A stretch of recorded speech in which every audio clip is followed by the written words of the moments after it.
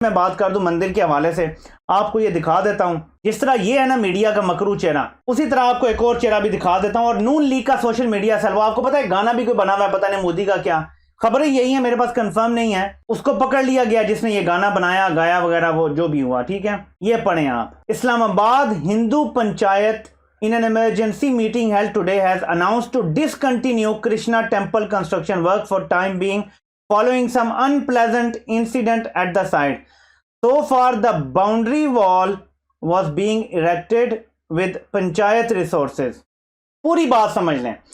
اس کی دیواریں کھڑی کر دی گئی تھیں، اور مزے کی بات یہ ہے کہ وہ یہ کہتا ہے کہ سارا جو اس پہ پیسہ لگا ہے وہ ہندو پنچایت نے خود لگایا ہے۔ اب میں آپ کو اس کا تھوڑا سا بتاتا ہوں کہ یہ کیا فیک نیوز اور کس طرح سے یہاں چلتا ہے۔ طریقہ کار یہ ہے نون لیگ کے سوشل میڈیا سیل اور باقی میڈیا کا کہ ایک چیز ڈسکشن میں آتی ہے، یہ اس کو فیصلہ کر کے بتا دیتے، وہ حکومت نے پیسے دے دیے ہیں، وہ جی 10 کروڑ دے دیا حکومت نے مندر بنانے کے لیے، وہ جی قیامت آ گئی ہے۔ کل میں نے آپ کو بات بتائی تھی، ٹچ دیا تھا یا پرسوں، کہ اس کو اسلامی نظریاتی کونسل کے پاس بھیج دینا چاہیے، وہ فیصلہ کر لیں۔ حکومت نے یہی فیصلہ کیا، یہ ڈسکشن میں آیا، یہی فیصلہ ہوا ہے کہ یہ کام اسلامی نظریاتی کونسل ڈیسائیڈ کرے گی کہ اس سے آگے کیسے بڑھنا ہے۔ سو عمران خان او جی ہندو ٹیمپل بنا رہا، او جی مودی کے لیے ٹیمپل بنا، او جی ہندو، کل کلیئر کر دیا تھا کہ اسلام آباد میں جو مندر کی بات ہو رہی تھی، زمین وہ دی تھی نواز شریف نے، ٹھیک ہے جی، اس ٹائم اس زمین کی قیمت تھی 8 کروڑ روپیہ۔ اچھا، زمین دینا جائز ہے مندر بنانے کے لیے، ٹھیک ہے جی، اور وہ 10 کروڑ جو نہ دیا گیا ہے نہ ابھی اپروو ہوا ہے، اس کے اوپر خبریں چلا کے عمران خان کو کہہ دیا جی یہ مندر بنوا رہا ہے، اور کیمپین کون چلا رہا ہے؟ نون لیگ۔ زمین دینے والے مندر کے لیے اسلام آباد میں کیمپین چلا رہے ہیں کہ عمران خان مندر بنوا رہا ہے۔ لیکن میں کچھ اور بات کرنا چاہتا ہوں، 2 لوگوں کی میں نے ویڈیوز دیکھی ہیں، ایک بندہ دعویٰ یہ کرتا ہے جی میں عمران خان کو میں نے ووٹ دیا تھا تو پتہ نہیں کیا، تو گالیاں دے رہا ہے عمران خان کو، اور ایک اور بندہ ہے جو ویڈیو نظر آتی ہے، مجھے نہیں پتا، یہ اسی جگہ پہ سائڈ پہ کھڑا ہے کہ آپ کو وہ جو بنیادیں بن رہی تھیں وہ گراتا ہوا نظر آتا ہے۔ میں اس ویڈیو کے ذریعے اپیل کرنا چاہتا ہوں کہ ان دونوں کو گرفتار کیا جائے اور ان کو ڈرائنگ روم میں رکھا جائے پنجاب پولیس کے، اور ان کو ان کا سافٹ ویئر اپڈیٹ کر کے نکالا جائے۔ ان کی وجہ سے بھارت یہ چیزیں استعمال کرتا ہے اور دکھاتا ہے کہ یہ ہے پاکستان کا چہرہ، جو تم لوگ کہتے ہو مسلمانوں کہ ہم نے بابری مسجد گرا دی، ہم نے یہ کر دیا وہ کر دیا، تو تم میں کیا فرق ہے؟ نیوزی لینڈ میں کل ٹوٹل 50,000 مسلمان ہیں، آپ کو پتہ ہے کتنی مساجد ہیں؟ ذرا سرچ کر کے دیکھ لیں، آپ کو لگ پتہ جائے گا۔ اگر یہ سارے ملک کہیں جی آگے چند مسلمان ہیں، آپ کو کیا مساجد بنانے کی ضرورت ہے، گھروں میں نماز پڑھ لو، وہ اگر کہیں نہیں جی یہاں پہ آپ کو نکاح کی بھی اجازت نہیں ہے، اگر برطانیہ میں رہنا ہے تو ہمارے قانون کے مطابق نکاح کرو، پھر ہم کیا کریں گے؟ ایک ہے کہ کچھ ہونا چاہیے یا نہیں ہونا چاہیے، ایک علیحدہ ٹاپک ہے، ایک ہے انتہا پسندی والا ہم نے چہرہ دکھایا ہے اور ویڈیوز بنا کے اپنے آپ کو انتہا پسند ملک بنا کے دکھایا کہ ہم انتہا پسند ہیں۔ آپ کو پتہ ہے پاکستان میں کرسچن سے زیادہ ہندو رہتے ہیں، اور میں یہ نہیں کہہ رہا کہ اسلام آباد میں کتنے رہتے ہیں، یعنی یہ ٹاپک ہی نہیں ہے، ٹاپک یہ ہے کہ وہ اگر سندھ میں بھی رہتے ہیں تو وہ یہ سوچیں گے اتنی نفرت، چلو ٹھیک ہے نہ بننے دو، نہ بنے، اس پہ لوگ اپنی رائے دیں کہ جی ہم نہیں چاہتے بنے اسلام آباد میں، نام اسلام ہے شہر کا، ہر بندے کا اپنی رائے ہے، وہ ہر بندہ اپنی رائے، لیکن ویڈیوز بنا کے اس طرح سے دکھانا کہ ہم بنیادیں توڑ رہے ہیں، جبکہ میں آپ کو کل بتا چکا ہوں کہ کوئی 10 کروڑ حکومت نے نہیں دیا، یہ بحث چل رہی تھی، اس کو اسلامی نظریاتی کونسل پہ بھیج دیا گیا کہ وہ ڈیسائیڈ کریں گے کہ یہ دینا ہے یا نہیں دینا، جو اسلامی نظریاتی کونسل ملک کی ڈیسائیڈ کرے گی وہ فیصلہ ہوگا، ٹھیک ہے جی۔ جو اب تک بنیادیں بنی تھی وہ ہندو پنچایت کی اپنے پیسے سے بنی تھی، اس زمین پر جو نواز شریف نے دی تھی۔ اب آپ مجھے بتائیں عمران خان کہاں سے آ گیا بیچ میں، جبکہ ابھی تک کوئی پیسہ نہیں دیا گیا، ایک ٹیڑھی پائی نہیں دی گئی،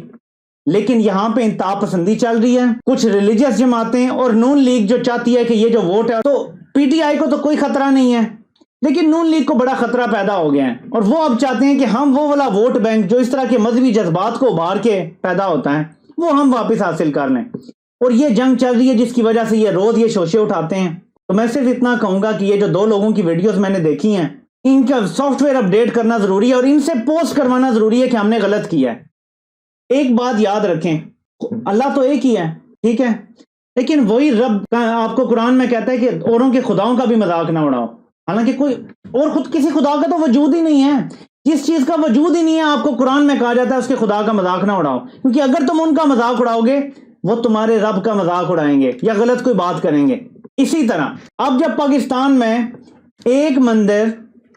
بنانے کے لیے وہ اپنا پیسہ جب خرچ کر رہے ہیں، زمین جو انہیں حکومت 4 سال پہلے ایک دے چکی ہے،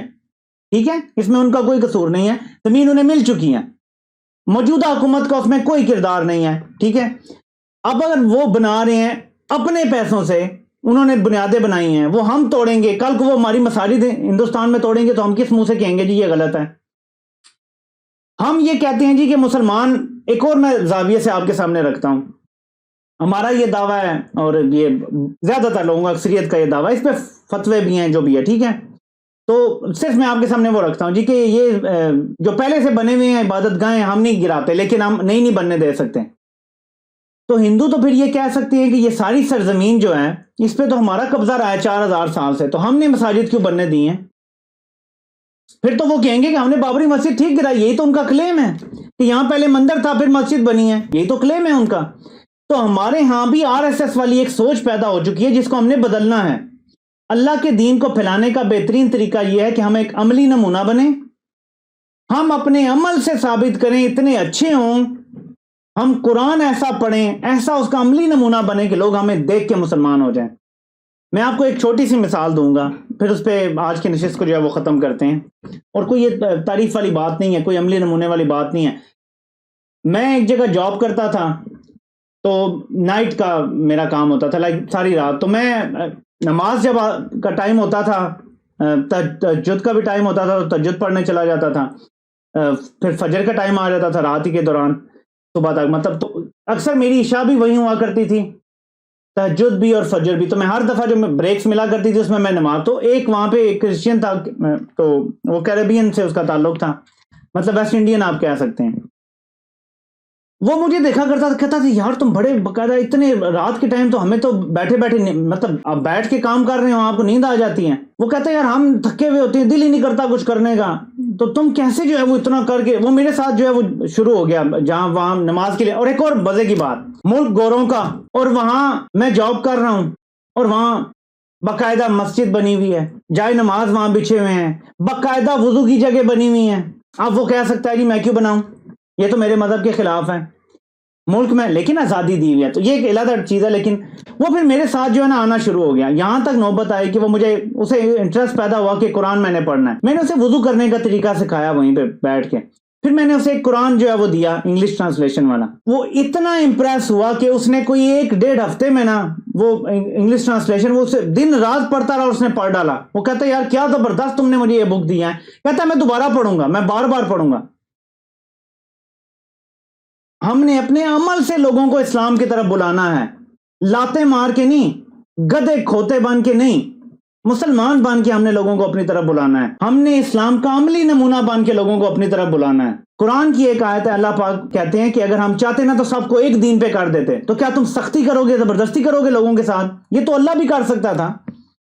ہم زبردستی کرنے والے کون ہیں؟ یہ 5-6 فٹ کا انسان اپنے آپ کو سمجھتا کیا ہے؟ مجھے یہ بتا دیں۔ وہ حضرت ہود علیہ السلام کی قوم جو تھی 60-60 فٹ ان کا قد تھا، روایات میں جو آتا ہے، وہ بڑے ان جیسے طاقتور، تو یہ تو قرآن لکھتا ہے کہ ان جیسے زوراور کوئی نہیں تھے،